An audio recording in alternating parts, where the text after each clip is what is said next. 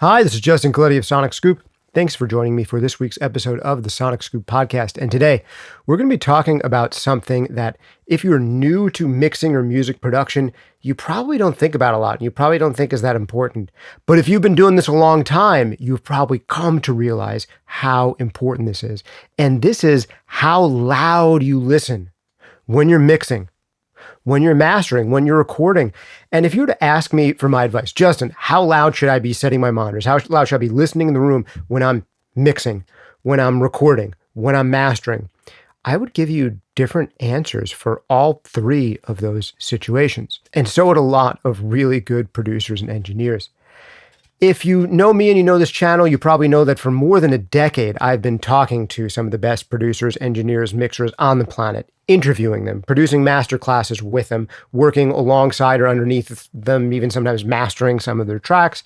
And in pretty much all of the best producers and engineers I've talked to, they have specific thoughts about how loud they want to be mixing or mastering if they're on the mastering end of things. They don't all listen at exactly the same levels, but most of the best ones out there have put some thought into it and have an answer.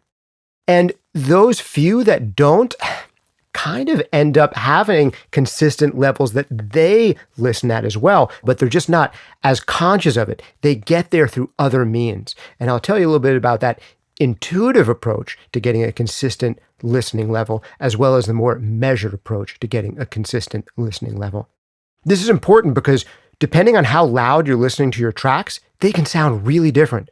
Listening to your one set of monitors at two different levels of volume, it's almost like having two different sets of monitors. And this is a very particular feature about the way our ears are. We do not hear in a totally linear way. We hear differently at loud volumes than we do at quiet volumes. And there are common prescriptions given to what kind of levels you should be mixing at, recording at, mastering at, and they're not always the same.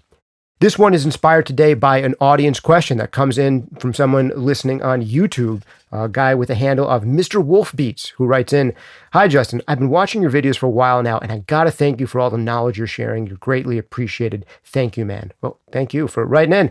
He says, "I got a random question for you.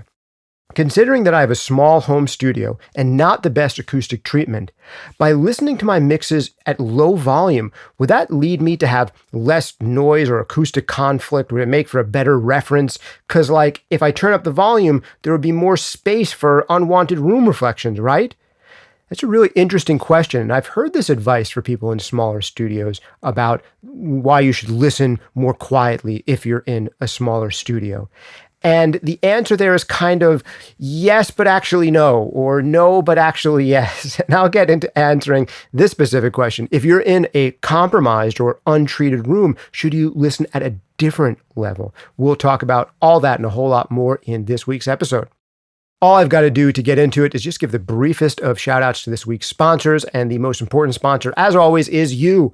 How do you sponsor this podcast? First of all, with your likes or with your reviews on the audio only versions of this podcast. It really does help. Remember, subscribe, all that good stuff. But the best way to sponsor is by sponsoring yourself. Check out one of our great full-length courses like Mixing Breakthroughs that will teach you to mix better than you ever have before in less time. Is that possible? Absolutely. There's thousands of students who've taken this course, and we've got the testimonials to prove it. It really does change people's mixing lives forever for the better. Check it out at mixingbreakthroughs.com with a 30-day money-back guarantee. Or if you want to learn everything I know about mastering, which is what I do day in and day out, it's my audio work these days, you can check that out at masteringendemystified.com.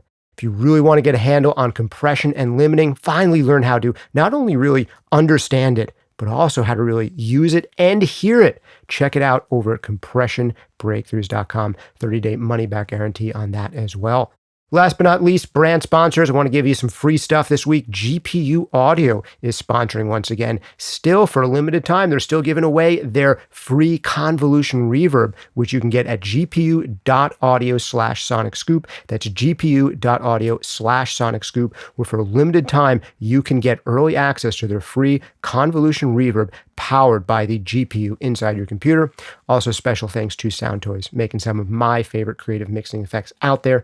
Try out anything they make for free for 30 days at soundtoys.com.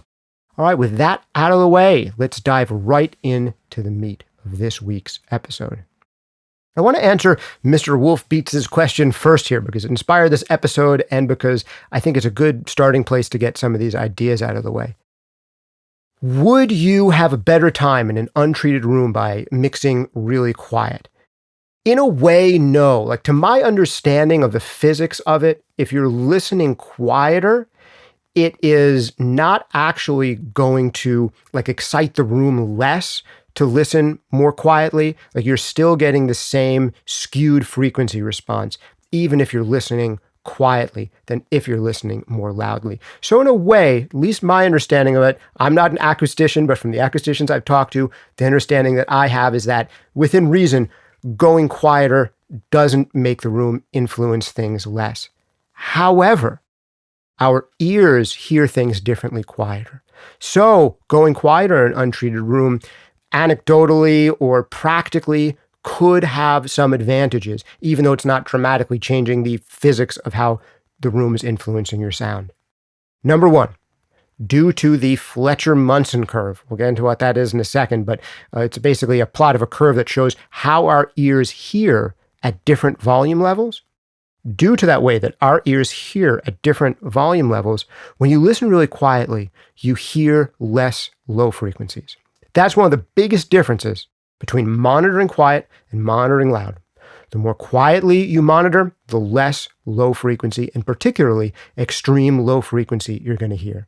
And the louder you listen, generally speaking, the more of the lows and super low frequencies you're going to hear proportionately. So if you're mixing really quiet, you never end up really hearing as much of the low end. And in a small or untreated room, the low end is usually the thing that's the most out of whack. So if you're hearing less low end, and the low end is the most out of whack and untrue part of the frequency response in your room, you're taking out of the equation, largely, to a significant degree, the part of your overall frequency response that's the worst. It's almost like taking a shelving filter and just cutting your lows out. You're like, oh, these lows suck. Let me just cut some of those lows out so I don't even have to hear how bad they are, and let me mix from there. Now, this is a kind of weird thing where sometimes hearing less of your mix can help you mix better.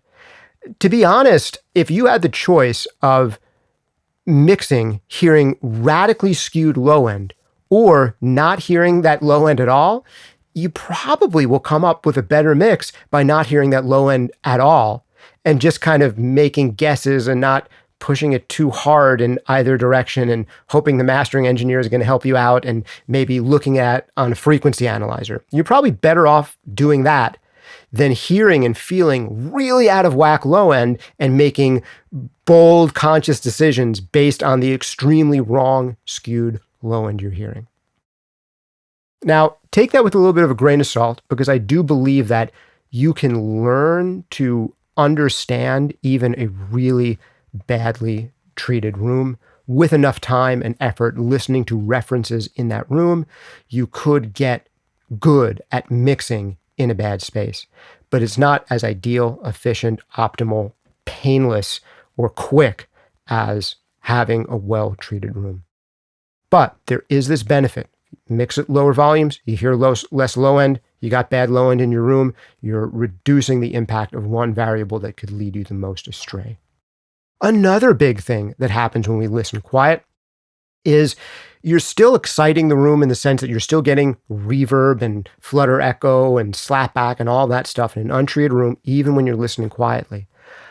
But the volume of that stuff is so low that it's more likely to drop below the threshold of your hearing sooner. If you've ever seen a reverb plugin or a piece of reverb hardware, you'll usually see a time for that reverb, right? It's a 1 second reverb or a 2 second reverb or a 3 second reverb. That amount of reverb time, that reverb tail, is usually referred to as an RT60. And basically what that means is how long it takes for that reverb tail to drop by 60 dB. Because once it's dropped by about 60 dB, you kind of can't hear it anymore. But if you're already listening really, really, really quietly, probably you start to stop hearing that reverb tail before it's dropped by a full 60 dB. So yes, in a way, if you have these extra reverb length in a really big room or some additional flutter, yeah, maybe you're a little bit less conscious of it because it drops to so low of an absolute level relatively more quickly when there's less volume in the room. So from a physics perspective, listening at a quieter volume, maybe not a huge difference, but from a practical and personal and human perspective, it can make a difference. The best thing, of course, to do is to treat your room better and or get some headphones that you know and trust in the low frequencies as a supplemental listen. But today's episode, I want to talk more than just about this one little niche thing to do of what to do in a really bad room, because I hope that A, you make your room better, and B, to the extent that you can't make it perfect, that you use references to learn your room really, really well. So assuming that your monitoring situation is reasonable, where you don't have to listen super quiet just because your room is terrible, then what level should you listen at? And like I hinted at in the beginning, the answer for that is different for recording, mixing, and mastering. First, I'll give you the answer for me for mastering because it's kind of the simplest. Most mastering engineers are a little bit different than mixing engineers in that they're usually really specific about having one major dominant level at which they do most of their listening, because it's super important in mastering that we really understand what's going on with the low end in our room. And we know that that low end changes both the way we hear it and the way we feel it in our bodies, depending on how loud the level is. So most good mastering engineers will shoot for a specific set level. And I have found that the best level for that, most mastering engineers, probably somewhere from 80 to 83 dB. There's a few reasons for this.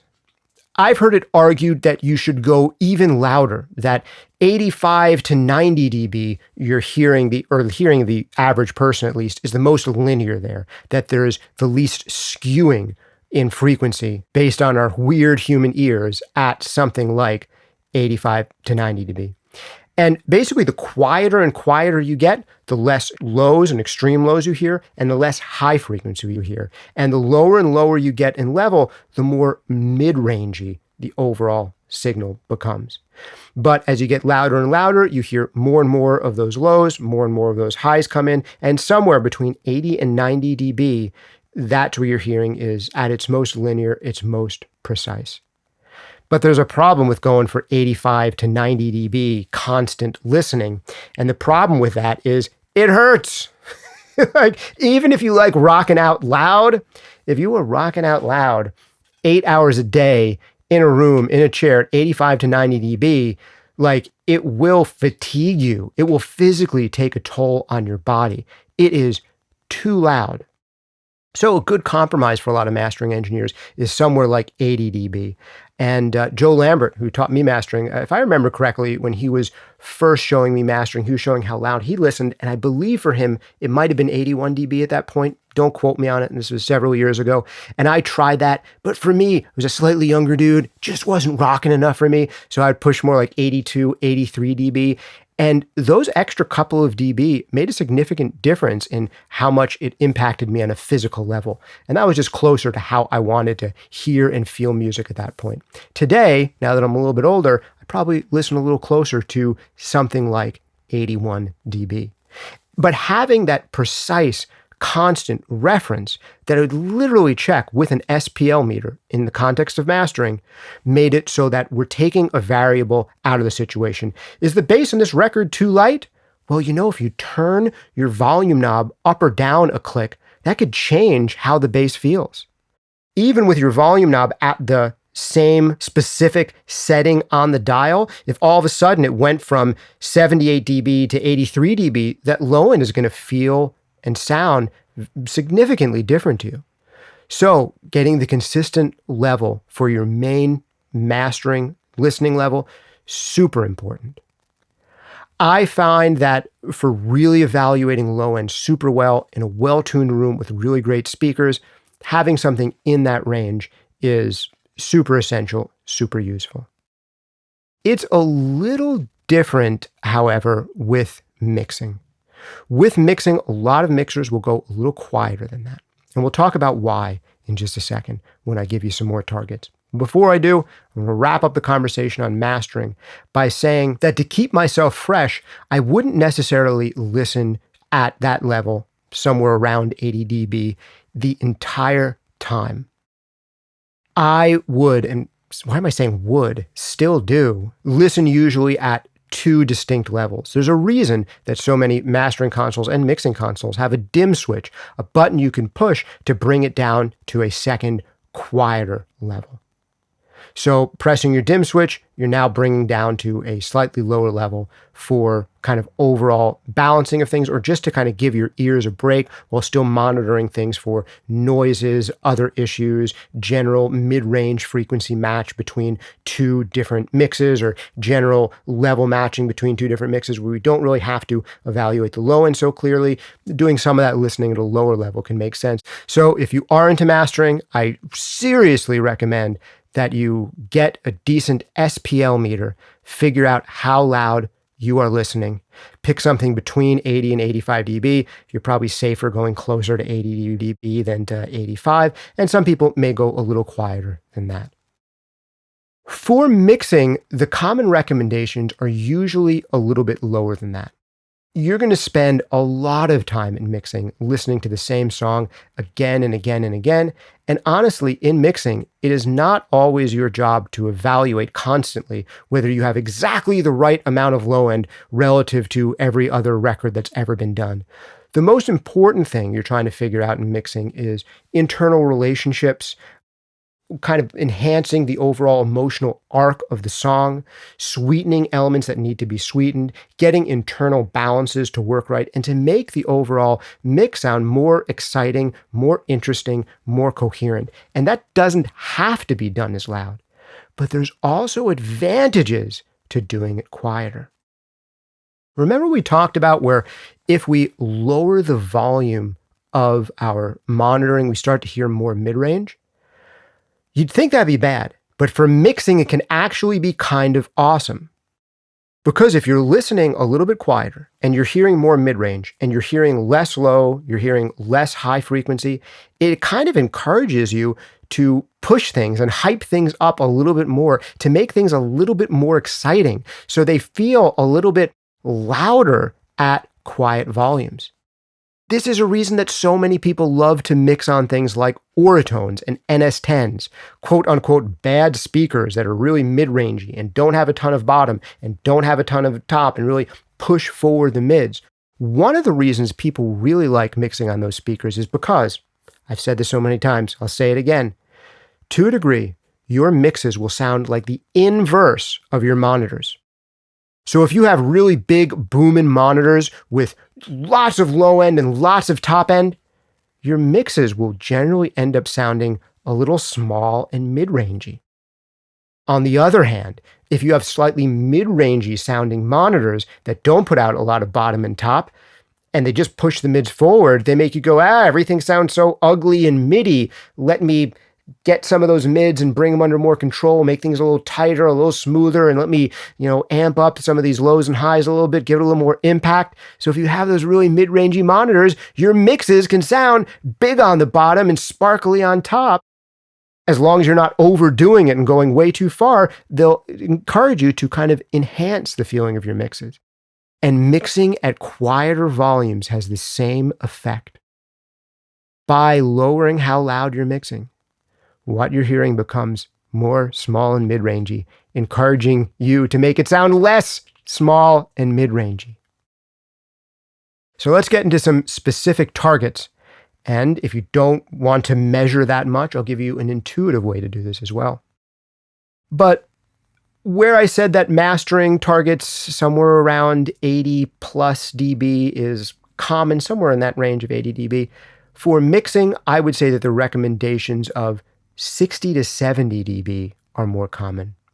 Some people will say a little higher than that, 75 dB. Experiment, find out what works for you. But I would encourage you to, just like a mastering engineer would, come up with one or two set levels for mixing. And here's the inverse of mastering, where I'd recommend you have a primary quiet level where you do most of your balancing and most of your decision making, and a secondary louder level where you ramp things up to check them. If you like to mix a little quieter, then you might have your primary quieter level be as quiet as 60 or 65 dB, and then have your amped up louder level be 70 or 75 dB. And if you don't know what 60 dB sounds like, that is the level at which I'm talking to you right now. If we were in the room together, sitting about 3 or 4 feet away from each other, and I was just talking like a normal volume, not where I get all hyped up and excited, but I'm talking at a normal level, that's probably about 60 dB-ish, where if you were mixing, you'd say, Justin, could you actually stop talking? I'm trying to hear what's going on with the things in the mix. That's probably about 60 dB. And you might want to spend a good amount of time listening around that level, or maybe a little louder, 65 dB. Some people say as high as 70. But try those ranges and try seeing how quiet you can get away with. And then have a secondary louder level where you can just test things loud to see how they feel. And maybe that's somewhere between 75 and 85 dB. Or if you like to mix a little louder, you might have your quieter level be 65 or 70 dB and have your louder level be more like 80 dB or 85 dB, where you really feel the air moving and kind of feel the low end happening. And in some styles, that may make sense, where you're mixing generally on the quieter side and then bringing things up loud to check that they sound awesome. Some of the pitfalls here with mixing too loud, we've talked about the benefits of going too quiet, but some of the pitfalls of mixing too loud is A, you wear yourself out sooner. You make yourself second guess yourself sooner because you get tired. And when you get tired, you start making less good decisions. You start hearing things less well. You get generally crankier and more negative. So when you get tired, everything sounds a little more irritating. So when you get tired, you start to just mix less well. That's one problem. But even if you don't get tired from lots of level, or that hasn't happened yet, when you're mixing with the speakers being super hot, super loud, your low end has come up, your high end has come up, you're less encouraged to push those things even further because they already sound so big and impressive because they're so loud. And the biggest dip that's left when you're listening at these louder levels where your hearing becomes more linear, the thing that doesn't change that much is the 3K to 4K region. There's a little dip in there that stays nonlinear.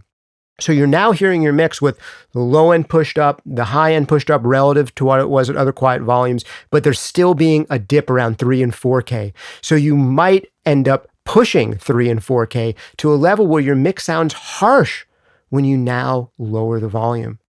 So this is one of the problems that can happen when you spend a lot of time mixing loud and you're not doing a ton of referencing against other things. You can end up with mixes that are light in the lows, light in the top, and harsh in the upper mid-range. How to track how loud you're listening? You can use one of these, an SPL meter built into your phone. Your phone has a decent omnidirectional microphone in it. The apps you can download as apps are great. They're only limited by how good or how accurate the microphone in your phone is.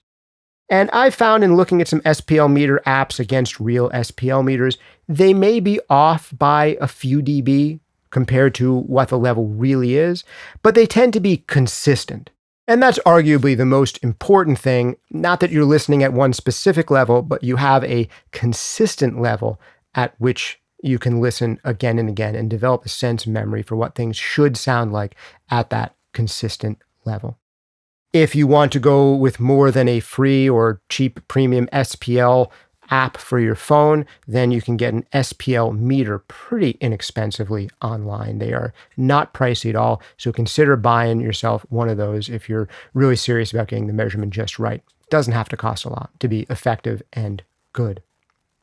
I told you that if you don't want to get an SPL meter or even use one on your phone, there are intuitive ways that a lot of great mixers come to ending up listening at the same level every time without even knowing what that level is.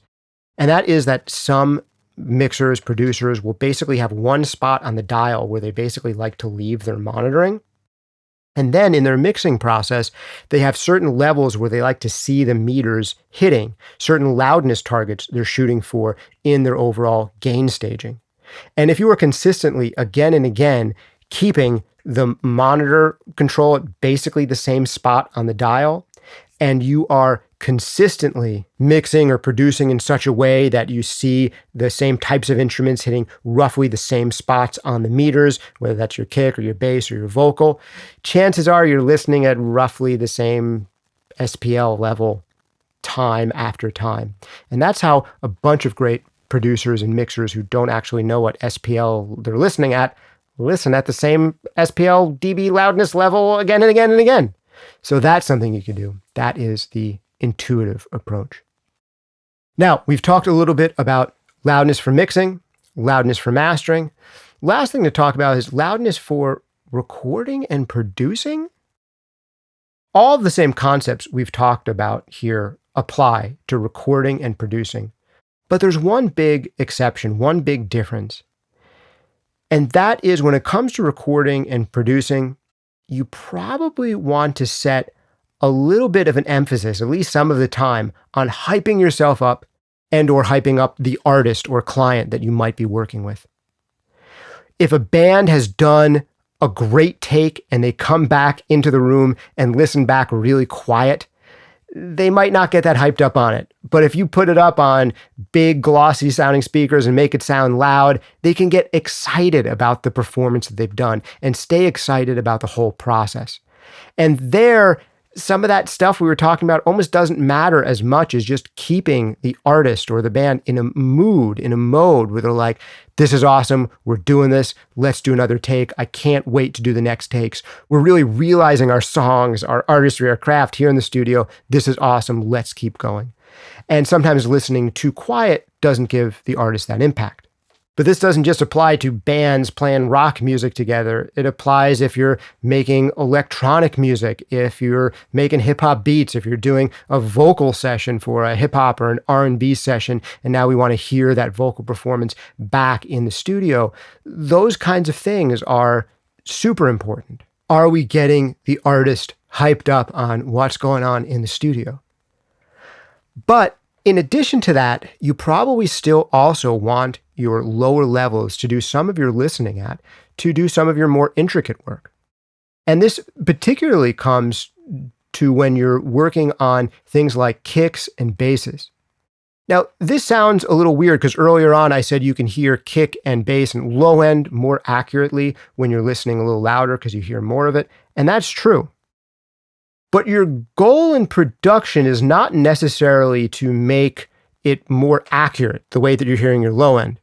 Your goal in production with the low end is to make it sound awesome, and is to make it sound awesome to people who might not be listening on super big systems, super loud.